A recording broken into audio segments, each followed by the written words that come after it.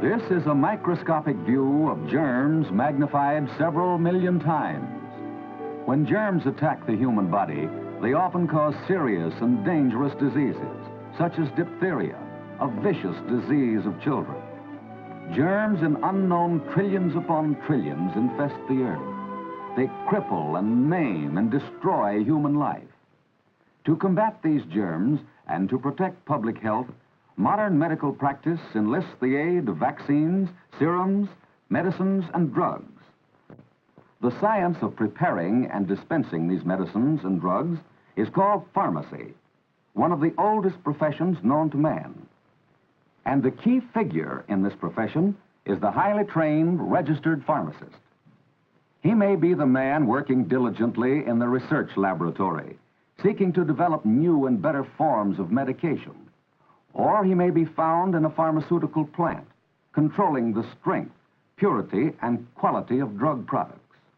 Or he may be serving in any one of almost 60,000 retail drugstores throughout the country, cooperating with physicians in the interest of public health.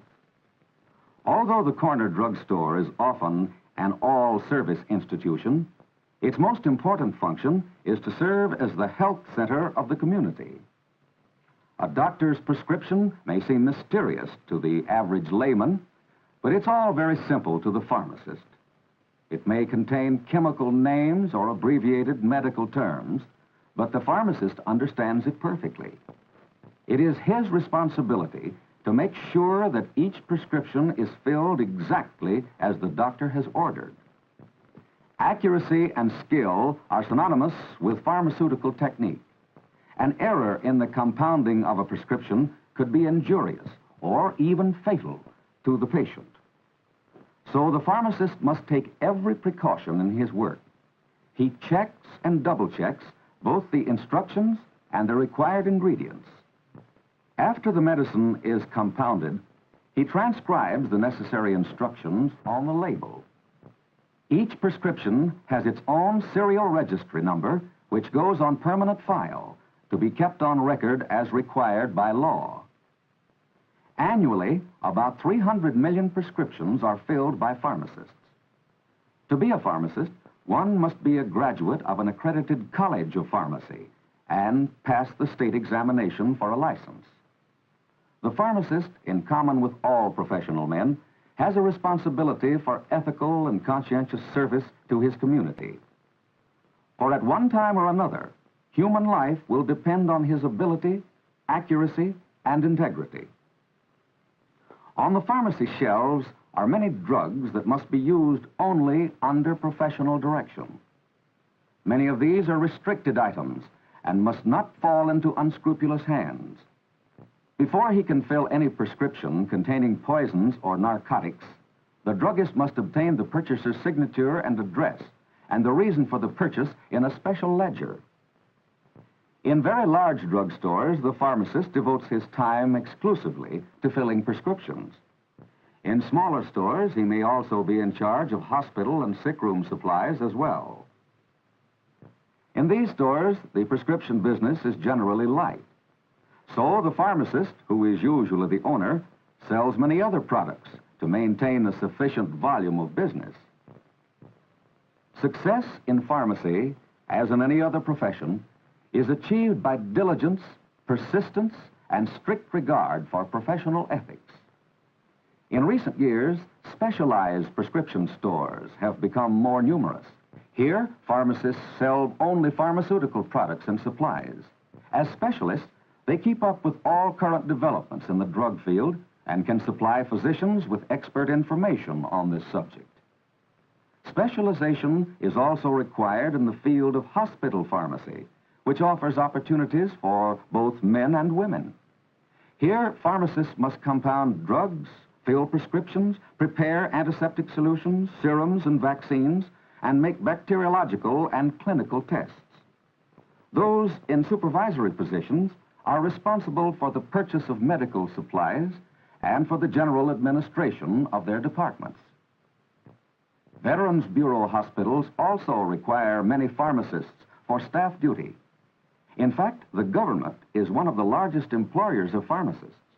Many positions are open to trained men and women in the Food and Drug Administration, to inspect commercial products for purity and quality, in the Public Health Service to prepare and dispense medicines in cooperation with physicians, and in the Internal Revenue Bureau and other federal agencies. All of these government jobs are under civil service, with definite steps for advancement and usually offer permanent employment. A degree from a college of pharmacy is essential for this type of work. The Navy and the Army, however, prefer to train their own pharmacists, since they are also taught to administer the medicines they compound. A pharmaceutical background is invaluable for individuals with special aptitudes. Those with ability for organization can find excellent opportunities for service in professional and trade associations. Those who like outdoor work can find opportunities in the growing of medicinal plants. Those who have literary ability may serve as writers and editors for professional magazines and trade journals. And those with a competence to teach may become instructors in colleges of pharmacy. Preparations for a career in pharmacy should begin in high school. A part-time job in a drugstore will determine whether a student has real interest and ability in this field. By assisting the registered pharmacist, the student also gains useful experience and helpful knowledge that will be of great benefit to him later. While acquiring this practical experience, the prospective pharmacist should study chemistry and biology. A foundation is thus prepared for his college work, which generally consists of a 4-year course leading to a Bachelor of Science degree in pharmacy. If he needs financial assistance, scholarships may be available to meet part of the college expenses. After graduation, he must pass a state board examination before receiving a license to practice. Most states now grant reciprocity to out-of-state applicants. Although only a small percentage of pharmacists are women, the proportion is steadily increasing. Women make good pharmacists, and opportunities are open to them in every phase of the profession. Many are employed as technicians and supervisors by drug manufacturers.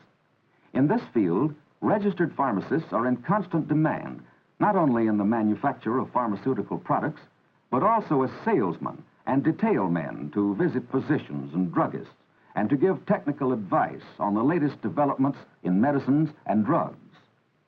These developments are carried out by research pharmacists in the laboratories. To them goes much of the credit for the advancement in the treatment of disease. They strive constantly to find new medicinal weapons to combat man's greatest enemies, the germs of disease. Daily, headlines tell us of their results, of lives saved by new drugs, vaccines, and serums. In this dramatic fight to preserve and protect the nation's health, the corner druggist plays a role that is just as important as that of the scientist in the research laboratory, the clinic, and the experimental station. For in the end, each new discovery finds its way to the local retail pharmacy. The corner druggist acts as a distributor of medical products in every part of the nation. For those who can qualify, who combine manual dexterity and accuracy with professional integrity, this field offers excellent opportunities for useful service to humanity for both men and women. The work is confining and requires continual skill and diligence, but the rewards are satisfying, for this is work that contributes directly to human welfare. Study your interests and aptitudes and compare them with the requirements of this profession. Pharmacy may become your life work.